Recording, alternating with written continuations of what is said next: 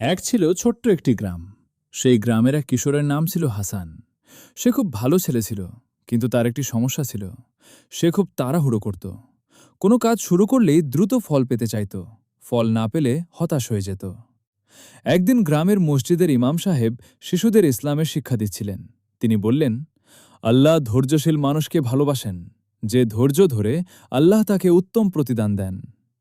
হাসান কথাটি শুনল, কিন্তু পুরোপুরি বুঝতে পারল না। কয়েকদিন পর হাসানের বাবা তাকে একটি আম গাছের চারা দিলেন।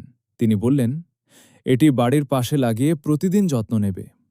হাসান খুব খুশি হল।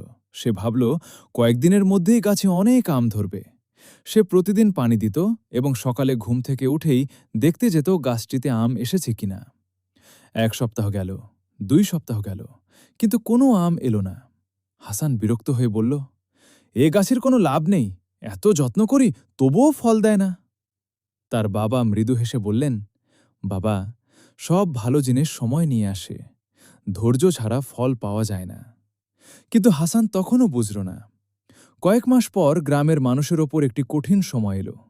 বৃষ্টির অভাবে অনেকের ফসল নষ্ট হয়ে গেল। সবাই দুশ্চিন্তায় পড়ে গেল। গ্রামের মসজিদে বিশেষ দোয়ার আয়োজন করা হলো। হাসানও সেখানে গেল।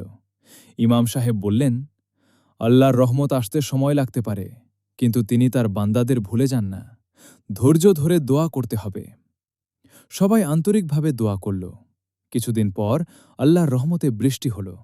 মাঠ আবার সবুজ হয়ে উঠল। সেদিন হাসান বাড়ি ফিরে তার আম গাছটির দিকে তাকিয়ে দেখল, গাছটি আগের চেয়ে অনেক বড় হয়েছে। নতুন নতুন পাতা গজিয়েছে। সে বুঝতে পারল, প্রতিদিন একটু একটু করে গাছটি বেড়ে উঠছিল, যদিও তা তার চোখে ধরা পড়েনি। বছরখানেক পর সেই গাছে প্রথম আম ধরল। হাসান আনন্দে আত্মহারা হয়ে গেল। সে বাবার কাছে দৌড়ে গিয়ে বলল, আব্বু, এখন আমি বুঝেছি, ধৈর্য ছাড়া কোনো ভালো